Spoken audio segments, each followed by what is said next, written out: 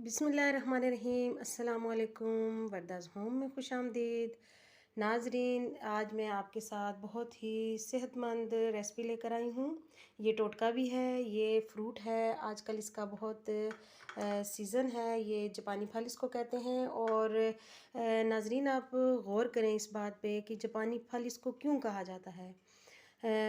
जापानियों को आपने देखा होगा, उनकी स्किन, उनके बाल, उनकी सेहत और सबसे ज़्यादा दराज उम्र वो होते हैं। तो ये उनकी सेहत का जो राज है, ये जिस तरह उनकी सेहत अच्छी है, इसी तरह इस फल के इस्तेमाल से हर आदमी की सेहत अच्छी हो सकती है। इस फल का इस्तेमाल करें। ये इसमें बहुत ज़्यादा सेहत के लिए अच्छे अज्जा पाए जाते हैं। बालों के लिए, स्किन के लिए, जो बॉडी की वीकनेस होती है उसके लिए ये बहुत ही सेहतमंद फल है।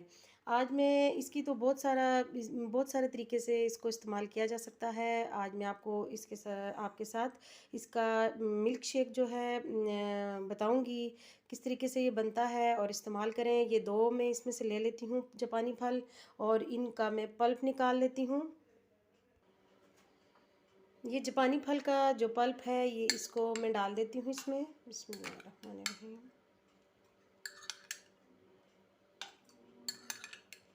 दूध मैंने नॉर्मल ही लिया है क्योंकि सीज़न जो है चेंज हो रहा है, गला ख़राब हो सकता है, खांसी का अंदेशा हो सकता है, इसलिए नॉर्मल जो है दूध है। अब इसको शेक कर लेते हैं। चीनी का इस्तेमाल मैं नहीं करूँगी क्योंकि इसमें खालिस दूध है और ये फल भी मीठा होता है। अगर आप चाहें ज़्यादा मीठा पसंद करें तो आप चीनी ऐड कर सकते हैं। ये इसको शेक करके मैंने ग्लास में डाल दिया है और ये देखें, आज का जो हमारा हेल्दी ड्रिंक है वो तैयार है।